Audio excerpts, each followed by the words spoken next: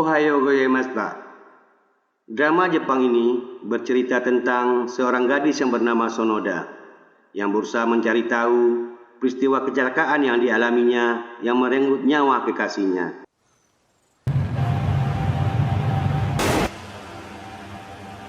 Akankah Sonoda-san bisa mendapatkan informasi terkait kecelakaan yang menimpanya? Tonton terus videonya Cinema Lovers. Namun sebelum ke TKP, seperti biasa, jangan lupa like, comment, share, and subscribe biar channel ini terus eksis.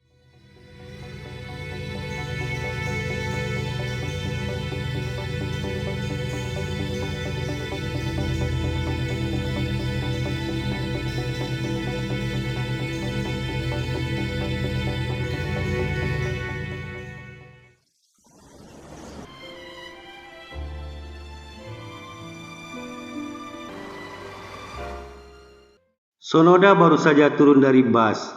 Ia bermaksud pergi konsultasi dengan seorang dokter rumah sakit jiwa. Namun baru saja jalan beberapa langkah, ingatannya kembali kepada kekasihnya Jun-chan yang sudah mendahulunya akibat kecelakaan.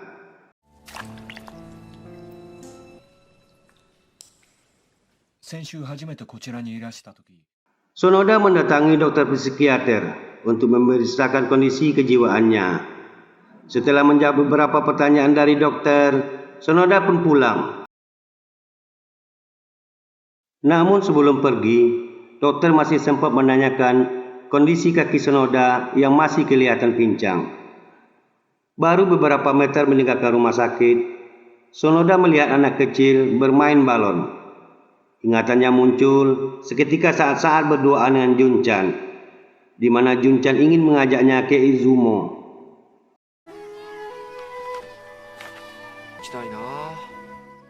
Tiba-tiba kepala Sonoda terkena lemparan bola baseball. Namun semua itu hanyalah kenangan manis yang terlintas di pikiran Sonoda.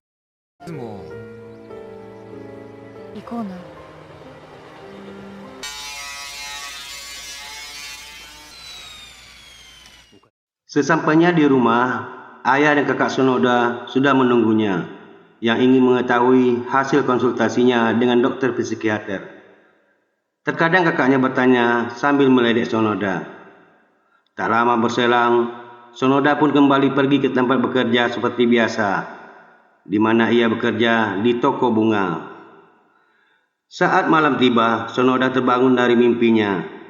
Ia kembali teringat kenangan-kenangan indah bersama Jun-chan.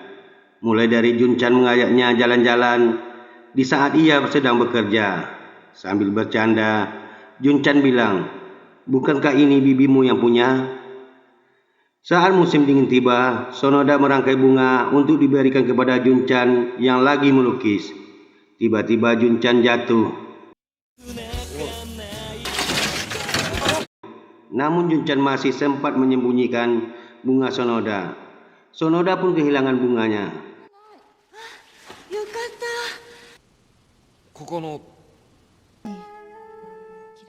Sampai kenangan terindah ketika Jun-chan mengajak naik motornya. Sonoda terlihat begitu bahagia berada di belakang Jun-chan. Sambil tancap gaspol, Jun-chan membawa Sonoda untuk menikmati rimbunnya bunga sakura. Mereka saling bercanda. Dunia terasa milik mereka berdua.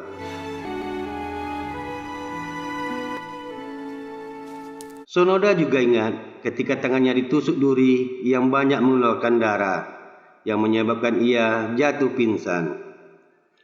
Halusinasi Sonoda tidak sampai di situ.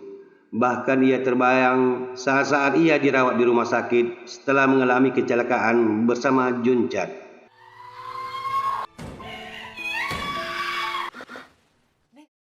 Selama dirawat di rumah sakit, Sonoda banyak dikunjungi oleh saudaranya, termasuk abangnya sendiri yang selalu mengunjunginya. Sonoda ingin mendapatkan informasi dari abangnya terkait Jun-chan. Sonoda mulai menanyakan hal-hal yang bersifat pribadi hingga proses pemakaman Jun-chan. Abangnya menceritakan bagaimana ibu Jun-chan begitu terpukul atas kepergian anak satu-satunya Jun-chan. Bahkan ibunya ingin bertemu Sonoda. Setelah membuatkan makanan untuk Sonoda, abangnya pun pergi. Singkat cerita, Sonoda kembali menjumpai dokternya. Namun ketika mau mengambil obat, ia bertemu dengan pasien rumah sakit jiwa yang tingkah lakunya agak aneh. Nama juga pasien RSJ.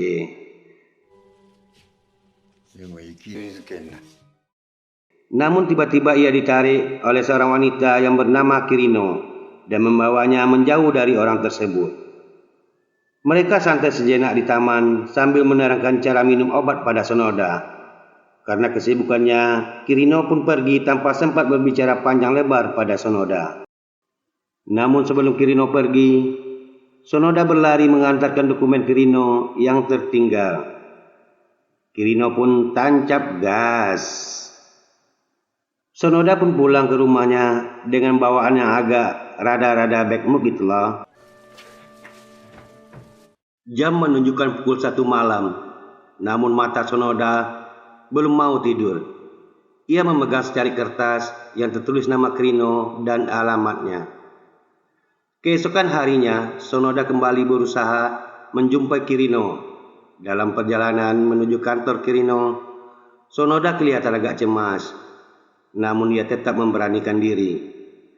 Sesampai di kantor Kirino, ia memberitahukan sama ajudan kalau ia mau berjumpa dengan Kirino. Ajudannya pun mempersilahkan Sonoda untuk menunggu. Tak lama kemudian, Kirino keluar dengan kaget. Kirino langsung menarik Sonoda untuk berbicara agak jauh dari ajudannya.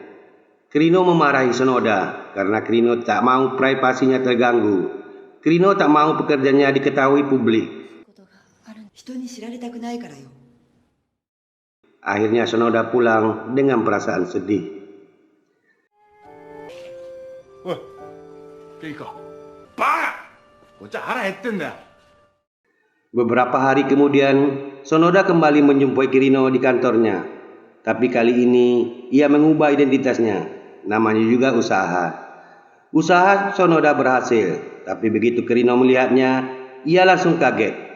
Karena ia tahu kalau yang berdiri di depannya adalah Sonoda. Lagi-lagi Kirino belum mau membantu Sonoda. Bahkan, ia menyuruh Sonoda untuk pulang. Sonoda pun pulang dengan perasaan hampa. Di mana dari jendela, Kirino pun juga sedih melihat Sonoda. Namun setelah Sonoda pulang, Kirino mulai membuka dokumen kecelakaan Sonoda. Beberapa minggu kemudian, Sonoda kembali menjumpai Kirino. Tapi kali ini, Kirino mulai melunak dan mau mendengar keluh kesah Sonoda. Perasaan Sonoda mulai lega. Lalu Sonoda menceritakan kecelakaan yang dialaminya bersama Junchan. Namun sampai saat ini ia belum tahu pasti kronologis kejadiannya karena ia tidak bisa mengingatnya. Setelah memberikan beberapa pertanyaan pada Sonoda, Kirino pun memberi nasihat kepada Sonoda. Setelah bercerita panjang lebar, Sonoda pun pulang.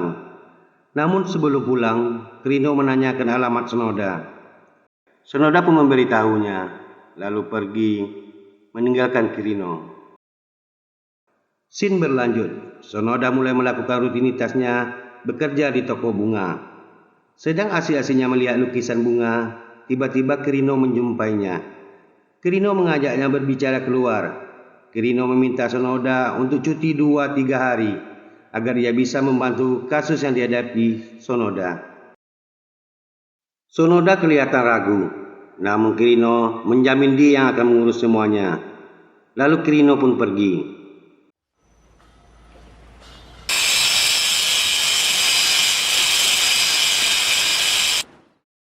Keesokan harinya, Sonoda sudah bersiap-siap menunggu Kirino datang. Tak lama, akhirnya Kirino datang. Mereka pun pergi. Dalam perjalanan menuju rumah sakit, Kirino terus bertanya kepada Sonoda.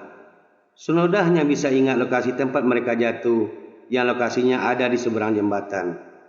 Namun tanpa terasa, mereka sudah sampai di rumah sakit. Kirino menjumpai dokter yang menangani pengobatan Junchan dan Sonoda. Dokter menceritakan semua kejadian yang ia lihat ketika Junchan dan Sonoda dibawa ke rumah sakit. Sekali-kali Kirino juga bertanya pada dokternya, Dokter juga menceritakan hasil pemeriksaan medis yang ia lakukan. Keesokan harinya, Sonoda dan Kirino menjumpai tim medis lainnya. Sonoda meminta dokter untuk menceritakan semua kejadiannya.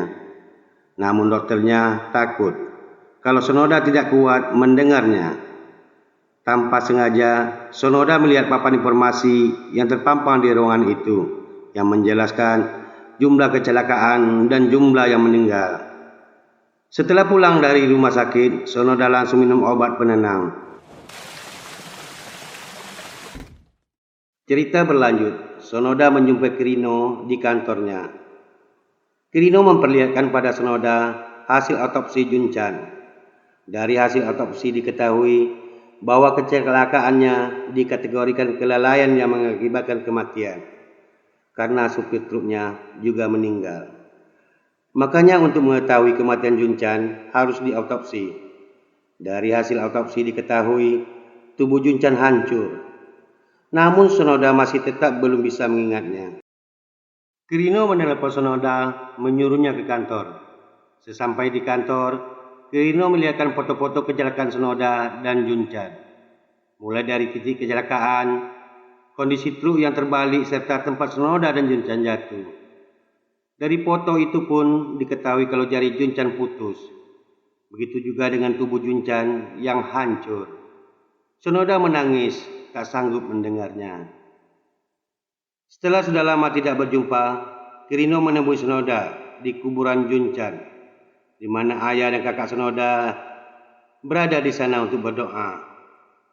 Karena sudah lama tidak berjumpa, Kirino pun menanyakan kabar Sonoda. Singkat cerita, di sana mereka membuat janji untuk bertemu esok harinya. Keesokan harinya mereka berjumpa. Sonoda mengawali pembicaraan mereka berdua dengan mempertanyakan kenapa Kirino mau membantunya. Namun akhirnya dia mulai menceritakan kalau Sonoda persis seperti adiknya. Adiknya begitu cantik, tapi membencinya. Adiknya tinggal bersama ibunya di Prefektur Kumamoto.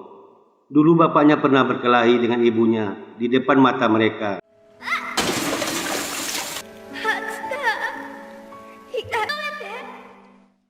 Namun tanpa rasa kasihan, bapaknya mendorong adiknya. Adiknya terjatuh dan mukanya mengenai panci masak air panas. Adiknya merintih kesakitan. Bahkan Kirino masih ingat bagaimana adiknya bekerja di pabrik yang kesulitan menggerakkan mukanya karena mukanya masih terluka. Masuk hati mau membantu Sonoda, tapi Kirino justru curhat sama Sonoda. Secara diam-diam, Sonoda menjumpai adiknya Kirino di Utaro dan menyuruhnya untuk menjumpai kakaknya. Sonoda kembali bekerja di tempatnya seperti biasa. Namun hari itu ia diminta lembur oleh bibinya untuk mengantarkan bunga yang lokasinya seberang jembatan. Baru akan melewati jembatan,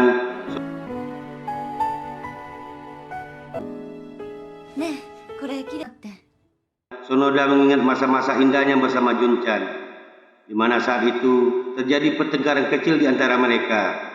Namun pada akhirnya Sonoda minta maaf pada Junchan. 好きだよ。 Sambil membanting pintu, Sonoda lari meninggalkan Junchan. Tapi tak lama berselang, Sonoda balik lagi. Hari itu Junchan lagi asik-asiknya menikmati bunyi gelombang air laut. Sambil melihat lukisannya, dari kejauhan Sonoda datang menghampirinya.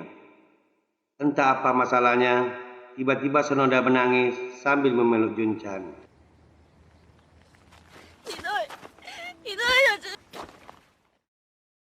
Scene beralih, Kirino dan Sonoda pergi melihat lokasi Sonoda jatuh.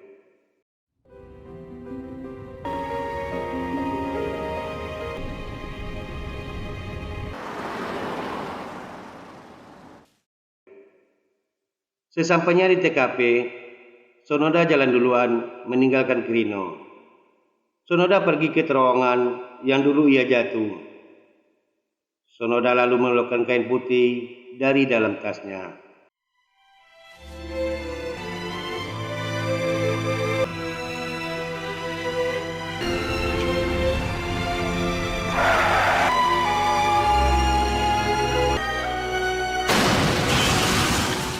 Sonoda mulai ingat detik-detik ia mengalami kecelakaan. Ia dan Junchan jatuh, tapi Sonoda masih bisa membangunkan Junchan.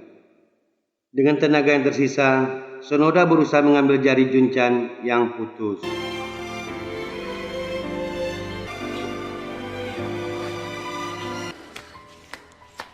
Junchan begitu banyak mengeluarkan darah. Dengan sehelai kain putih, Sonoda membalut luka Junchan.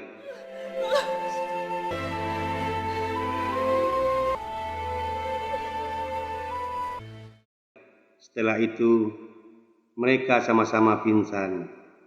Sonoda juga banyak mengeluarkan darah. Detik-detik kepergiannya, Junchan masih sempat memanggil nama Sonoda, tapi tak ada terdengar balasannya.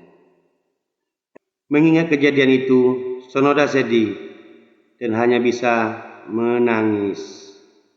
Scene berpindah di mana setelah kasusnya selesai, Sonoda pergi ke Izumo menjumpai ibu Junchan.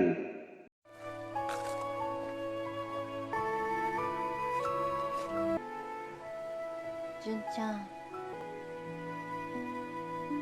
Di Izumo, Sonoda bertemu dengan ibu Junchan. Sonoda disambut dengan baik oleh ibu Junchan. Ending yang begitu menguras air mata. Itulah romantika kehidupan.